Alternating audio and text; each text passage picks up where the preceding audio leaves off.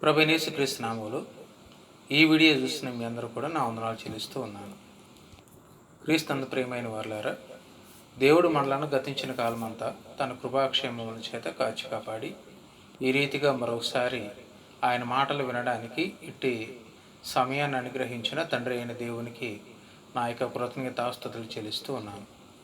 ఈ సమయంలో మనం వినబోతున్నటువంటి అంశము ఎందుకు దేవుణ్ణి నమ్మాలి అనేటువంటి ఆధ్యాత్మిక పాఠాన్ని ఈ వీడియోలో మనము వింటూ ఉన్నాము.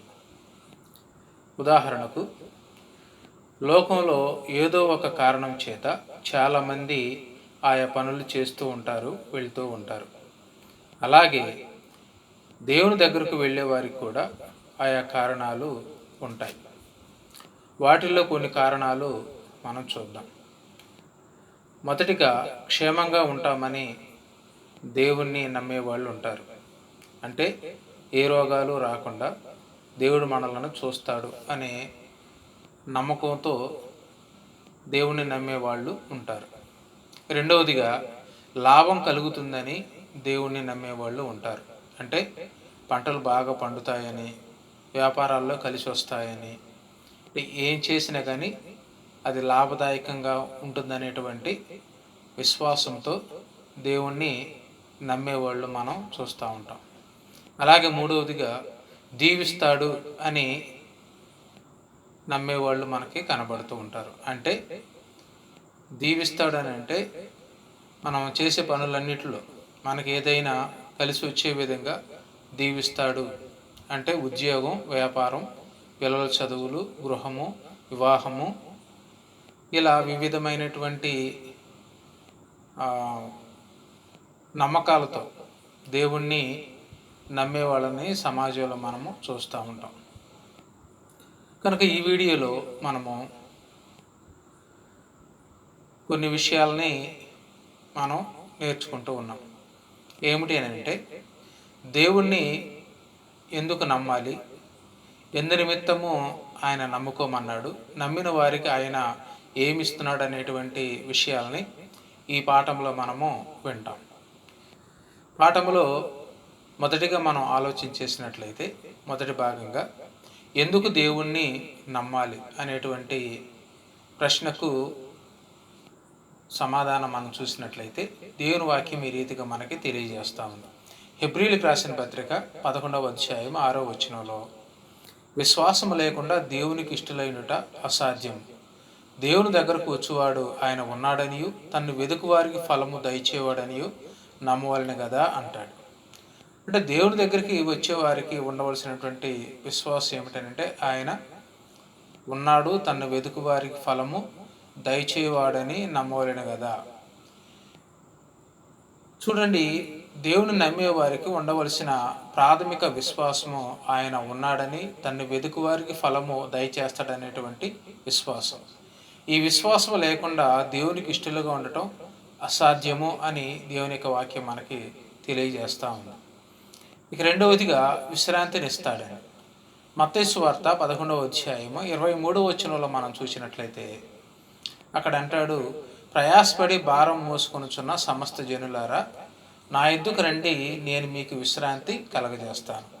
నేను సాత్వికుడును దీన మనసు గలవాడును గనుక మీ మీద నా కాడి ఎత్తి నా యొద్ద నేర్చుకోండి, అప్పుడు మీ ప్రాణములకు విశ్రాంతి దొరుకును అంటాడు.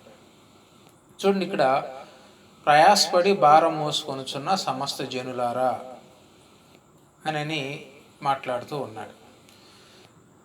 ప్రయాసపడి భారం మోసుకొనుచున్న సమస్త జనులారా. ఏమిటి ఆ భారము అని అంటే, మనిషి దేహంలో మోసే భారం కాదు.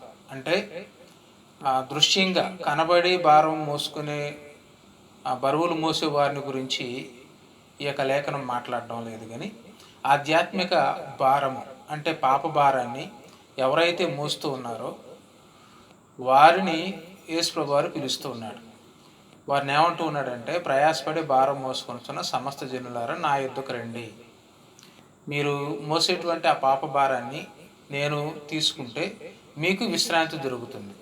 అంటే ఒక మనిషి ఒక 50 కేజీల బరువును ఎత్తుకొని మోస్తూ ఉన్నప్పుడు ఎవరైనా ఆ బరువు వేరొకరు తీసుకుంటే ఆ మోసే వ్యక్తికి విశ్రాంతి అనేది దొరుకుద్ది. అంటే అతడు తేలిగ్గా ఉంటాడు. తన తన మీద నుంచి బరువు అనేది తొలగిపోయింది కనుక అతడు ఎలా ఉంటాడంటే రిలీఫ్ అవుతాడు. అతడు అతనికి ప్రశాంతత అనేది దొరుకుద్ది. చూడండి, ఇక్కడ ఆధ్యాత్మికమైనటువంటి భారము అంటే పాప భారము కనుక అంతరంగములో ఉన్నటువంటి పాప భారం మోసుకొనిచున్న సమస్త జనులారా, అంటే పాప భారాన్ని మోస్తున్న జనులందరినీ యేసు వారు పిలుస్తూ ఉన్నాడు. కనుక ఆయన ఎందుకు వచ్చాడు అని అంటే మనుషుల యొక్క పాపాలను తీసుకోవడానికి ఆయన ఈ లోకానికి పంపబడ్డాడు. కనుక ఆయన పిలుస్తూ ఉన్నాడు, ప్రయాసపడి భారం మోసుకొనిచున్న సమస్త జనులారా నా యొద్దకు రండి, మీ భారాన్ని నేను తీసుకొని మీకు విశ్రాంతినిస్తాను. నేను మీకు విశ్రాంతినిస్తాను. నా కాడి మీ మీద వేసుకొని నా యొద్ద నేర్చుకుని. ఆయన కాడి ఎలాంటిదని చెప్తూ ఉన్నాడు, నేను సాత్వికుడును దేన మనసు గలవాడును కనుక మీ మీద నా కాడి ఎత్తుకొని నా యొద్ద నేర్చుకోండి, అప్పుడు మీ ప్రాణాలకు విశ్రాంతి దొరుకుద్ది. కనుక ఆయన కాడి మన మీద వేసుకుంటే, మన మీద వేసుకొని మనం మోస్తూ ఉంటే మనకు విశ్రాంతి దొరుకుతుంది. కనుక దేవుని మనం ఎందుకు నమ్ముకోవాలి అని అంటే ఆయన మనకి విశ్రాంతిని ఇస్తానన్నాడు కనుక ఆ విశ్రాంతి దొరుకుతుంది అని దేవుణ్ణి మనము నమ్మాలి. ఇక మూడవదిగా మనం గమనించినట్లయితే అడిగే వాటన్నిటినీ అనుగ్రహిస్తాడని నమ్మాలి. యోహాను సువార్త 15వ అధ్యాయము 7వ వచనంలో అంటాడు, నా యందు మీరును మీ యందు నా మాటలను నిలిచి ఉన్న ఎడల మీకేది ఇష్టమో అడుగుడి, అది మీకు అనుగ్రహింపబడును అంటాడు. అంటే నా యందు మీరుని మీ యందు నా మాటలను, అంటే మనము ఎవరిలో ఉండి అడగాలి అని అంటే మనము దేవునిలో ఉండి అడగాలి, ఆయన పిల్లలమై అడగాలి. అప్పుడు మీకు ఏది ఇష్టమో అది నేను ఇస్తాను. చూడండి, ఒక కుటుంబంలో ఉన్నటువంటి తండ్రి తన పిల్లలకి వారు ఏదైతే అడుగుతారో అది లేదనకుండా తన తండ్రి వారికి అనుగ్రహిస్తాడు. ఎందుకు అనుగ్రహిస్తూ ఉన్నాడు అని అంటే వారు తన పిల్లలు కాబట్టి, కనుక తన కుటుంబంలో ఉన్నారు కాబట్టి. చూడండి, ఇక్కడ యేసుప్రభువు వారు కూడా అదే చెప్తున్నాడు, నా యందు మీరును మీ యందు నా మాటలు. కనుక ఆయనలో మనం ఉండాలి, మనలో ఆయన మాటలు ఉండాలి. కనుక ఆయనలో మన మాటలు ఉన్నప్పుడు మనకి ఏదైతే కావాలని అడుగుతామో అది ఆయన మనకి అనుగ్రహించేవాడుగా ఉంటూ ఉన్నాడు. నాలుగవదిగా ఆయన ఏదైనా చేయగలడని నమ్మడం.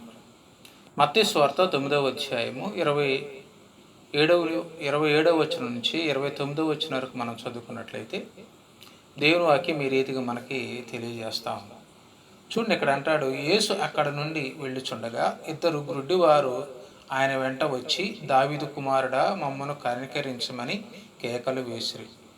ఆయన ఎంట ప్రవేశించినప్పుడు ఆ గుడ్డివారు ఆయన యొద్దకు వచ్చిరి. యేసు, నేను ఇది చేయగలనని మీరు నమ్ముచున్నారా అని వారిని అడుగగా వారు, నమ్ముచున్నాము ప్రభువా అని ఆయనతో చెప్పిరి. అప్పుడు ఆయన వారి కన్నులు ముట్టి, మీ నమ్మిక చొప్పున మీకు కలుగునుగాక అని చెప్పినంతలో వారి కన్నులు తెరవబడెను. చూడండి, ఇక్కడ దేవుణ్ణి మనం ఎందుకు నమ్మాలి అని అంటే ఆయన ఏదైనా చేయగలడని నమ్మాలి. అంటే ఏదైనా అని అంటే ఆయనకి ఏది అసాధ్యము కాదు, ఆయన ఏదైనా చేయగలడు. ఇక్కడ గుడ్డివారు మనకి కనబడుతూ ఉన్నారు. వీరు యేసుప్రభు దగ్గరికి వెళ్ళినప్పుడు, ఏంటి మీ విశ్వాసము అని, నేను ఇది చేయగలని మీరు నమ్ముతున్నారా, నా మీద మీకు అంత విశ్వాసం ఉందా అని అన్నప్పుడు వారు, అవును మేము నమ్ముతున్నాము, నువ్వు ఇది చేయగలవని మేము నమ్ముతున్నాము అని వారు సమాధానం చెప్పినప్పుడు అప్పుడు ఏమన్నారంటే, మీ నమ్మిక చొప్పున మీకు కలుగునుగాక అని చెప్పినంతలో వారి కన్నులు తెరవబడ్డాయి. అంటే వారి నమ్మకము ఏమై ఉంది అని అంటే యేసుప్రభు దగ్గరికి వెళ్తే ఆయన మా కన్నులు తెరుస్తాడు అనేటువంటి నమ్మకంతో వారు యేసుప్రభు దగ్గరికి వెళ్ళారు. కనుక ఈనాడు మనం దేవుని దగ్గరికి వెళ్ళేటువంటి మనము ఏ నమ్మకంతో మనం దేవుని దగ్గరికి వెళ్తున్నాం? కనుక ఎటువంటి నమ్మకంతో మనం ఆయన దగ్గరికి వెళ్తూ ఉన్నాం? కనుక నమ్మకం లేకుండా దేవునికి ఇష్టలుగా ఉండటం అసాధ్యం. అంటే విశ్వాసం లేకుండా దేవునికి ఇష్టలుగా ఉండటం అసాధ్యం. కనుక దేవుని దగ్గరకు వచ్చేవాడు ఆయన ఉన్నాడని, తను వెదుకువారి ఫలము దయచేవాడని నమ్మవలెను కదా. కనుక ఇది ప్రాథమిక విశ్వాసం. చూడండి, ఇక్కడ వీరు వెళ్ళేవారు ఆయన స్వస్థపరచగలడు అనేటువంటి నమ్మకంతో వెళ్ళారు కనుక ఆ నమ్మకమే వారిని స్వస్థపరిచింది. కనుక ఈనాడు క్రైస్తవులమైనటువంటి మన విశ్వాసం ఏంటి? ఏ విశ్వాసంతో దేవుని దగ్గరికి వెళ్తున్నాం మనం? ఏ దేవుడి నుంచి ఏం పొందాలని మనము వెళుతూ ఉన్నాం? కనుక దేవుని దగ్గరికి వెళ్ళేటువంటి మనకి ఏ విశ్వాసము లేకుండా ఆయన దగ్గరికి వెళ్ళినట్లయితే ఆ విశ్వాసము అనేది అది నిలబడేటువంటి విశ్వాసం కాదు. కనుక విశ్వాసము ఎటువంటిదేనంటే, విశ్వాసానికి ఉన్నటువంటి శక్తి పాత నిబంధనలో ఉన్నటువంటి ప్రవక్తల జీవితాల్లో, భక్తుల జీవితాల్లో విశ్వాసం ఏ విధంగా పనిచేసింది అనేటువంటిది మనం చూడగలుగుతాం.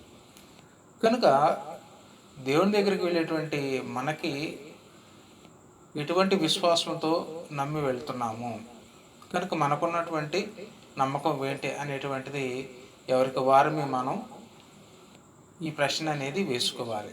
ఇక ఐదవదిగా మనం గమనించినట్లయితే, ప్రతిఫలముగా బహుమానం ఇస్తాడని, నిత్య జీవమును బహుమానంగా ఇస్తాడని నమ్మడం. చూడు, ఇక్కడ హెబ్రీయులకు రాసిన పత్రిక 11వ అధ్యాయము 24-26 వచనాలు మనం చదువుకున్నట్లయితే, మోషే పెద్దవాడైనప్పుడు విశ్వాసమును బట్టి ఐగుప్తు ధనము కంటే క్రీస్తు విషయమైన నింద గొప్ప భాగ్యమని ఎంచుకొని అల్పకాలము పాపభోగమును అనుభవించటం కంటే దేవుని ప్రజలతో శ్రమ అనుభవించడం మేలని యోచించి ఫరో కుమార్తె యొక్క కుమారుడు అనిపించుకొనుటకు ఒప్పుకొనలేదు. ఏలయనగా అతడు ప్రతిఫలముగా కలగబో బహుమానమునందు దృష్టి ఉంచెను అంటాడు. కనుక మోషే పెద్దవాడైనప్పుడు ఆయన విశ్వాసాన్ని బట్టి ఆయన కళ్ళ ముందు 2 ప్రశ్నలు అనేవి ఉన్నాయి. కనుక ఏది కావాలి, నేను ఏది కోరుకోవాలి? ఐగుప్తు సింహాసనమా,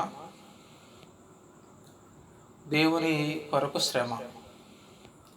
కనుక ఈ శ్రమ, సింహాసనమా అనేటువంటి 2 ప్రశ్నలు ఆయన ముందు ఉన్నప్పుడు ఆయన యోచించాడు. ఆయన భవిష్యత్తులో చూసినప్పుడు అల్పకాలము పాపభోగం అనుభవించడం అంటే క్రీస్తు విషయమైన నింద గొప్ప భాగ్యము. అంటే భవిష్యత్తులో క్రీస్తు అనే ఆయన వస్తాడు.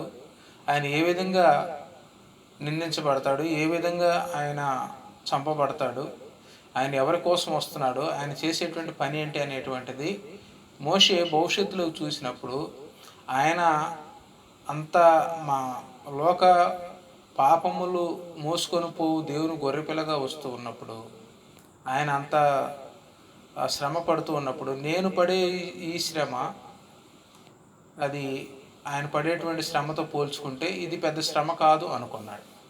అందుకనే ఏమంటే క్రీస్తు విషయమైన నింద గొప్ప భాగ్యము, అల్పకాలము పాప భోగము కంటే క్రీస్తు విషయమైన నింద గొప్ప భాగ్యము.